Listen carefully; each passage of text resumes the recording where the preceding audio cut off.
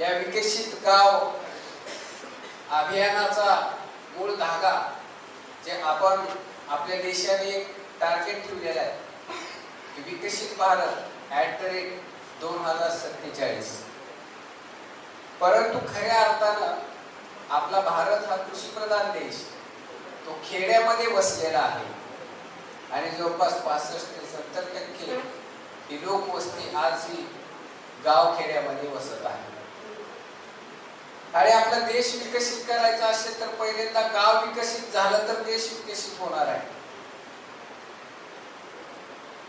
गावाला सोडून देश कधीच विकसित होणार नाही, कारण एवढ्या मोठ्या प्रमाणात जी संख्या राहणारी आहे ती गावात आहे आणि त्या गावांना विकसित करणं हे पहिलं आद्य कर्तव्य आहे. या अनुषंगाने विकसित गाव अभियान या ठिकाणी सुरू झालेलं आहे आणि याची सुरुवात करमाळ तालुक्यातील 6 गावांमधून या ठिकाणी करण्यात आली. टाटा सामाजिक विज्ञान संस्थेचे विद्यार्थी जवळपास 50 विद्यार्थी आम्ही 1 महिना गाव पातळीवरती ठेवले होते. त्या विद्यार्थ्यांनी गावातल्या विविध समस्यांचा अभ्यास करून एक अतिशय सुंदर असा अहवाल या ठिकाणी गाव विकासाच्या अनुषंगाने तयार केलेला आहे.